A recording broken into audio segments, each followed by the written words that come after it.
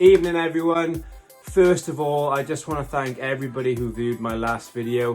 It's the most viewed video that I've ever done, and it had more interest in it than I ever thought my videos would. So I think we hit nearly 7,000 people, which is fantastic. Like I've said before, you know, the more people we can reach, the more people we can help, the better. Following the last video, we had either 4 or 5 people message us saying either the video was good for them and they learned something, or asking some follow-up questions. So all of that is amazing. Now, a lot of people are like, oh Nathan, how are you qualified to answer questions about building a credit score? I'll let you into a little secret. I was absolutely awful with money growing up, and my parents will agree. So my credit score took a real battering from my teens into my 20s. And it was only when I looked to purchase a car or a property that I realized, ooh, your credit score is very, very important. Hopefully you guys take some value from this video. And if you have any questions, don't be afraid, send me a message and we'll be happy to help. So 4 easy ways to improve your credit score. Number 1, get a copy of your credit report.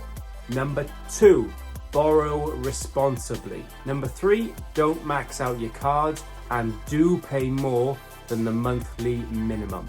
And number 4, and a very important one, pay on time. Let's go into a bit more detail on each of the 4 points. Number 1, get a copy of your credit report. We recommend that you get one from one of these 3 agencies: Experian, Equifax, or Call Credit. When running a credit check, your broker or lender will usually use a combination or one of those companies, so it's worth you doing the same. Some things to bear in mind that may be affecting your credit score: not being on the electoral roll, late or missing bill payments, taking out a lot of credit in comparison to your income, or being financially linked to someone with a bad credit score, for example, an ex-partner. Whilst you can't erase bad credit history, you can draw a line under it and improve moving forward. So number 2 was borrow responsibly.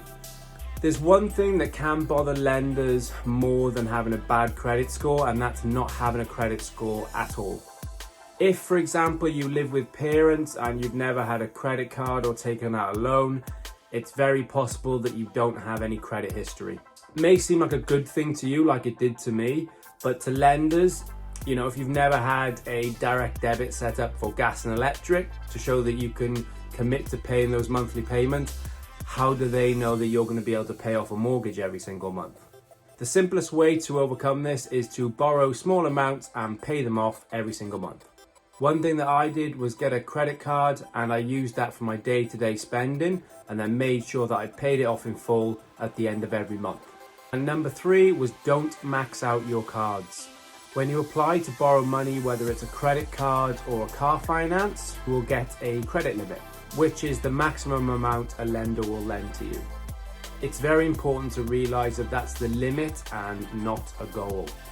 If you have been successful in getting credit cards and cars in the past, try to pay off as much of these as possible before applying for a mortgage, as having cards close to your credit limit will lower your credit score. Point number 4 was make sure you pay on time. If you're the type of person who misses bill payments and pays when they remember, so you miss them by a couple of days, you need to get out of that habit now. What I did is I drew up a spreadsheet of what outgoings I had or when they were outgoing, and scheduled the payments to leave my bank account on time every single month. Especially as a first-time buyer, building up your credit score as much as possible before applying for a mortgage is vitally important. Most first-time buyers, just like myself when I bought my first home, or you won't have a huge deposit, which means you're relying on the mortgage company to give you a 80 to 95% mortgage, and they're only going to do that if they know that you're responsible with money. Nathan, where are you based? Nathan, how do people know that you're based there? And the short answer is, they don't. I could have somebody in London watching this video thinking I'm their local agent. I'm not. The next video is going to be 5 reasons why we chose Ystrad Mynach as the place where we wanted to have our office so that we can cover the surrounding areas. Thanks again guys, take care, bye bye.